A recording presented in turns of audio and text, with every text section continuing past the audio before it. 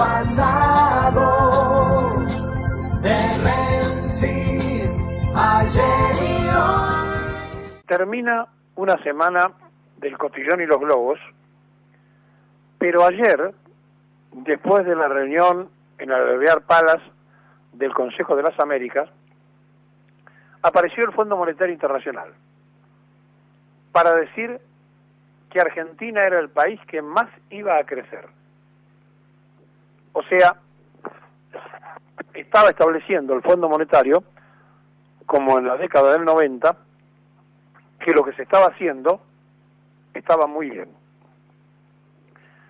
Cuando el Banco Mundial y el Fondo Monetario nos halagan, es cuando nosotros debemos preocuparnos por la marcha de la economía en serio. La pregunta es, ¿en qué se basa el Fondo Monetario para decir lo que dice? En nada. En un país que se ha abierto al endeudamiento y que es lo que le importa a la banca mundial, sobre todo a la familia de Rockefeller, los inventores del Consejo de las Américas.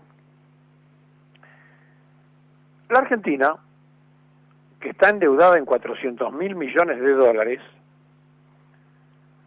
tiene además, por primera vez en mucho tiempo, un balance absolutamente negativo en materia de importaciones y de exportaciones.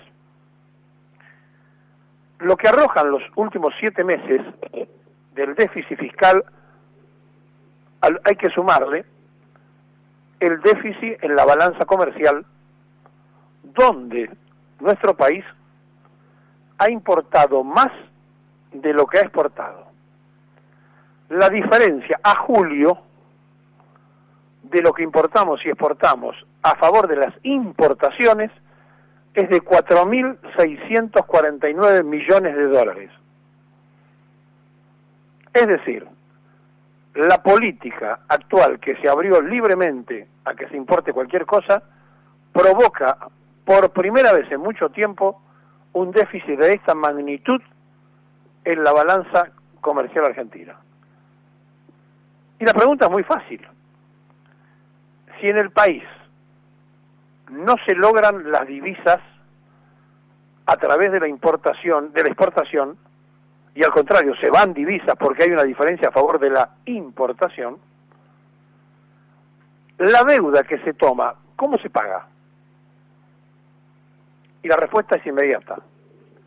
Con más impuestos, con más tarifazos, para que el pueblo, el poco pueblo que produce riqueza, siga pagando el festival.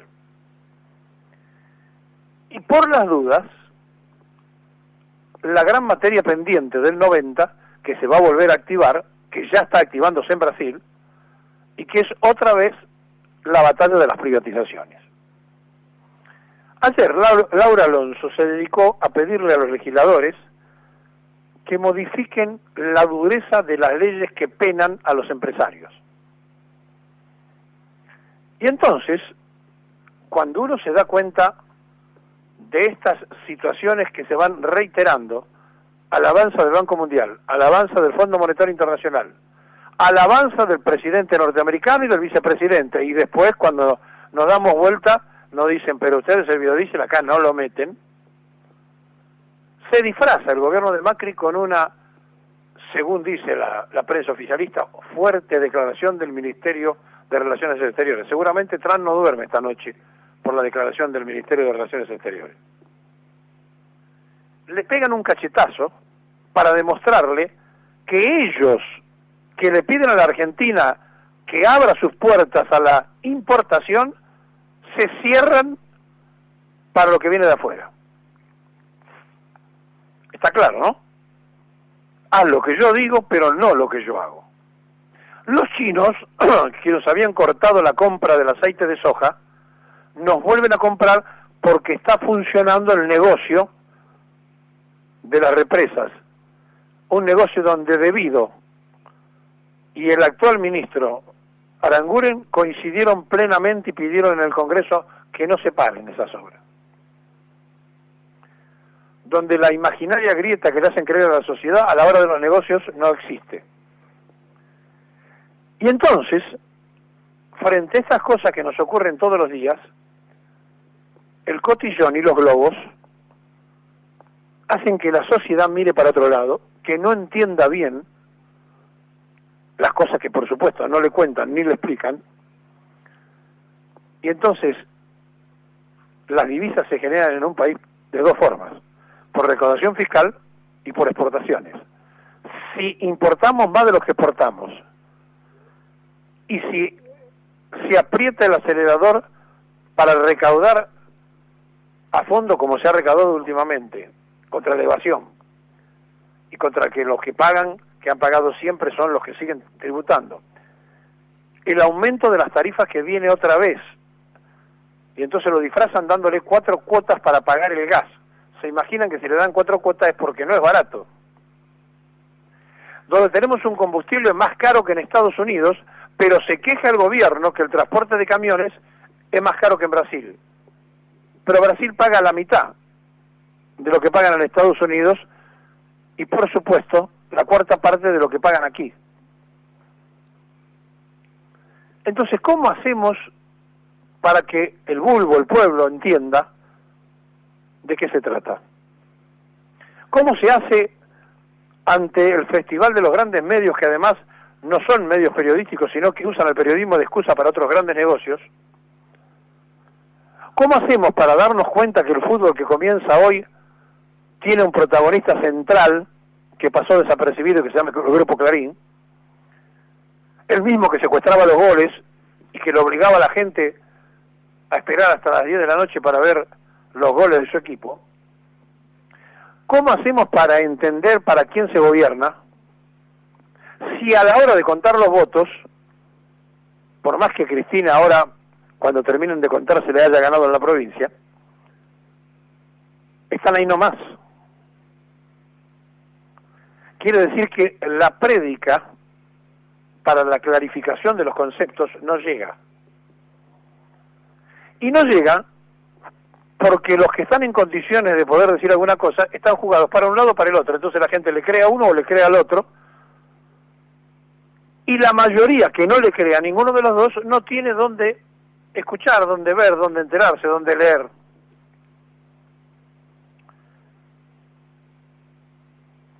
La Argentina está tambaleando. Sin embargo, un importante diario económico, The Economist, que leen todos los que se reunieron ayer en el hotel de la Avenida Quintana, dice que Buenos Aires es la mejor ciudad para vivir de América Latina.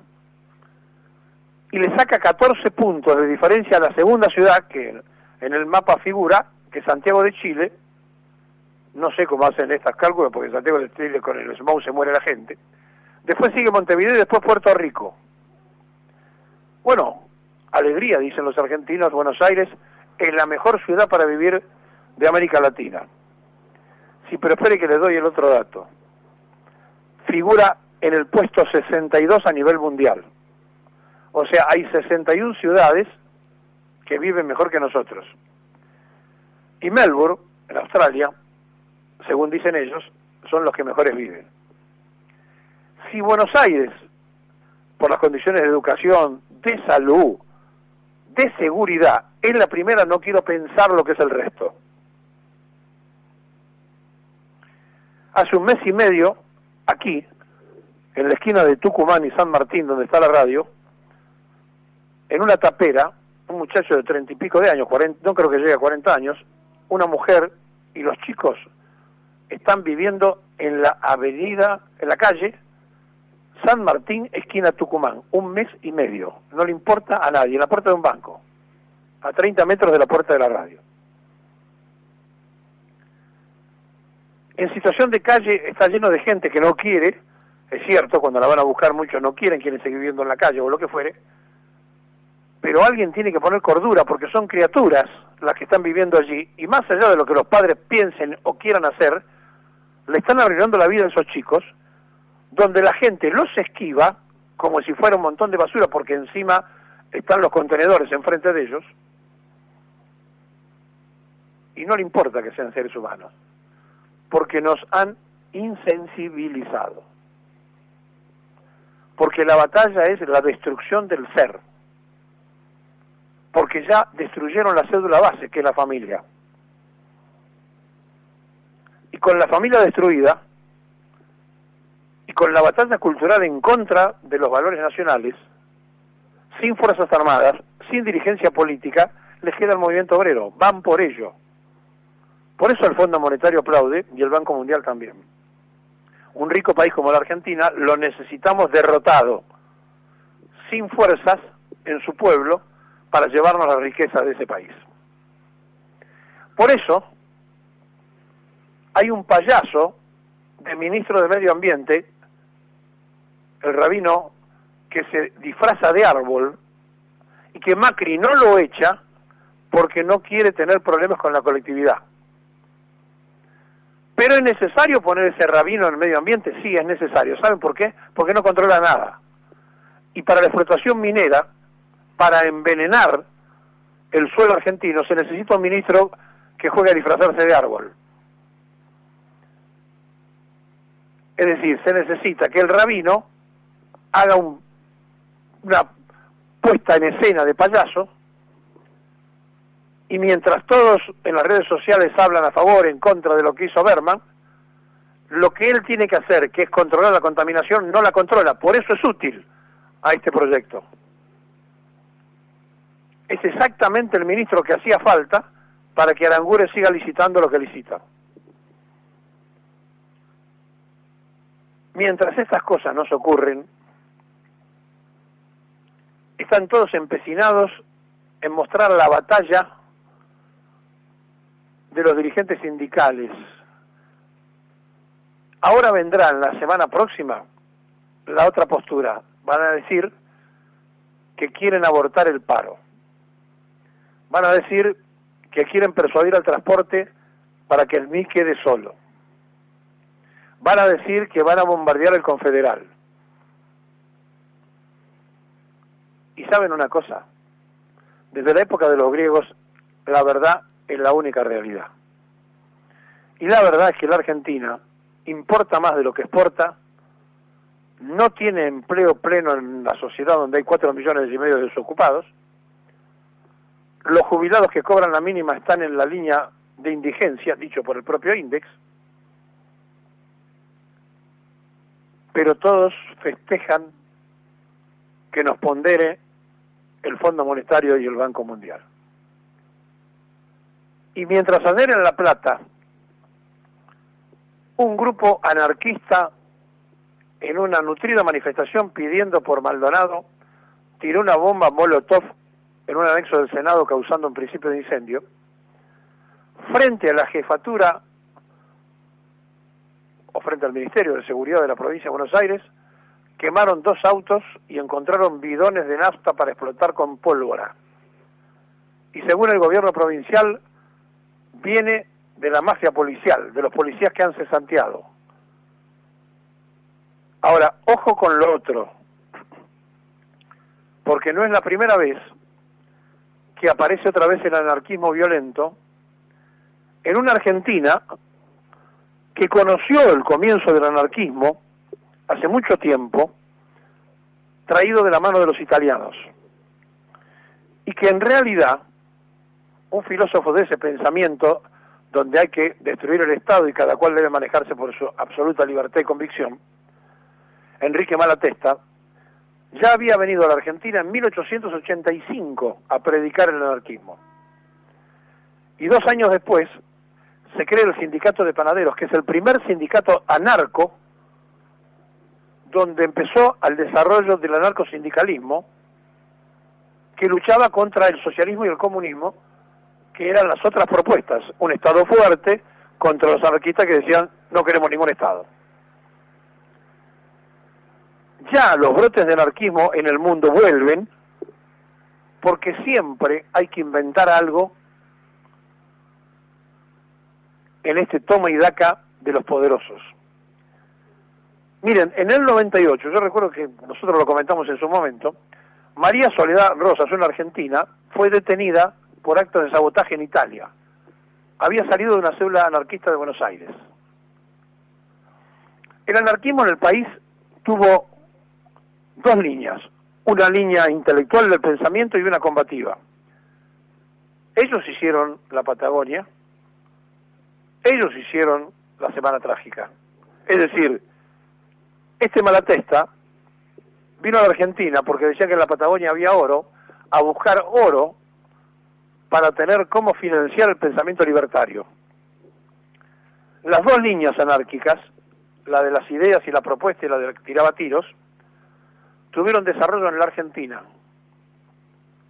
hasta que se fusilaron a dos personas, a Severino Di Giovanni y a Scarfò. Este Scarfò, hermano de Josefina Scarfò, que había sido pareja de Di Giovanni, a quien en una carta amorosa de una isla de Tigre le deja el testimonio de decir: conectate con fulano de tal que tiene una imprenta, la imprenta era American Lee, sigue existiendo, para la defensa de las ideas, porque hay que seguir defendiendo la anarquía a través de las ideas, porque ya por la fuerza no podemos seguir.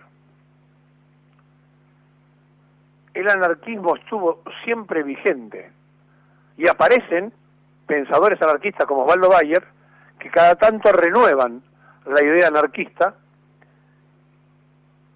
pero ocurre que la rama que está pendiente, o que estaba oculta, o que estaba quieta, empieza a tener vigencia, que es la rama de la violencia que en el país había terminado hacía mucho tiempo. Ojo con este dato de lo que está pasando con estas organizaciones. Ojo.